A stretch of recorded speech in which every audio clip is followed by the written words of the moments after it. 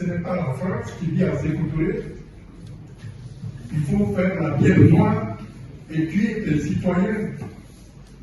Ce n'est pas la France qui a construit le Camp Boro. Ce n'est pas la France qui donne des instructions à Sékou Touré pour qu'il détruise son élite.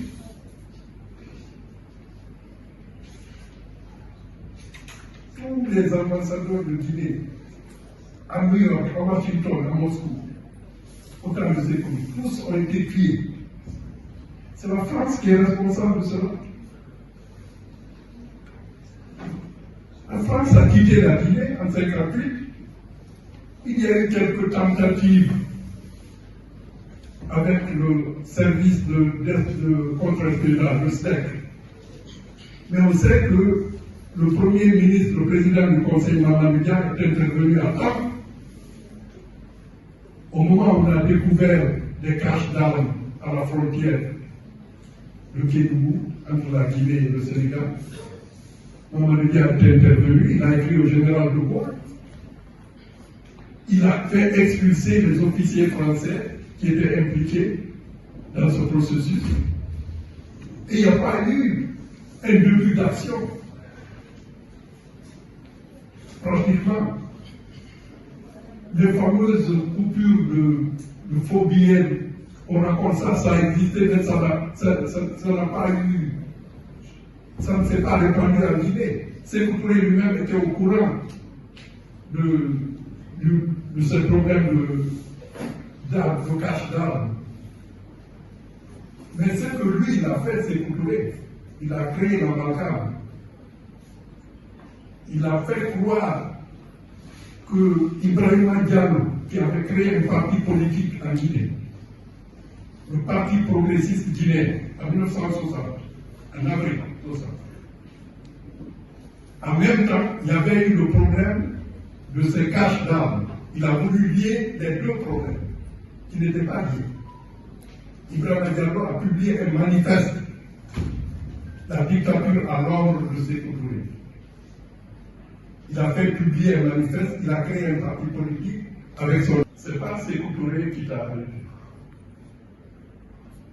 Je dis c'est qui? Il me dit c'est Dieu qui t'a séparé de Sékou Touré. Tu étais trop proche de lui.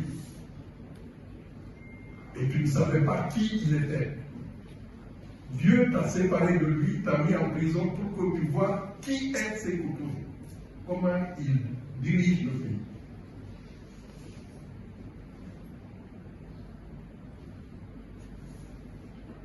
Donc,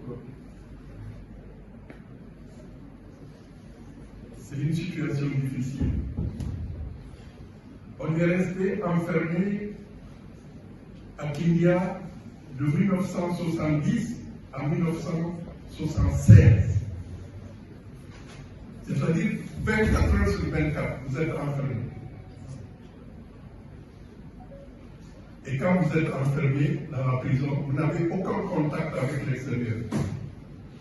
Il n'y a pas de visite.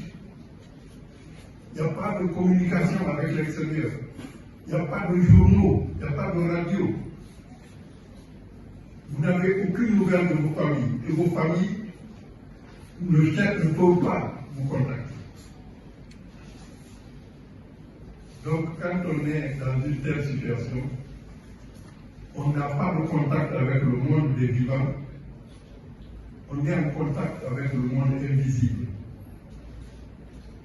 Et nous étions comme des moines, passions le temps à prier, enfermés.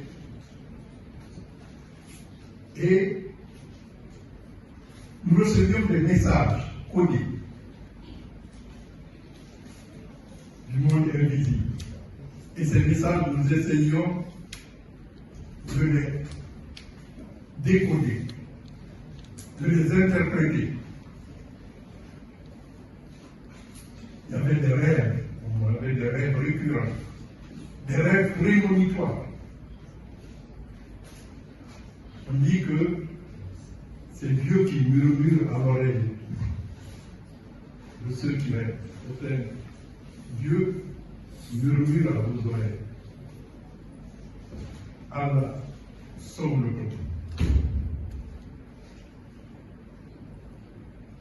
J'ai beaucoup d'exemples de rêves prémonitoires.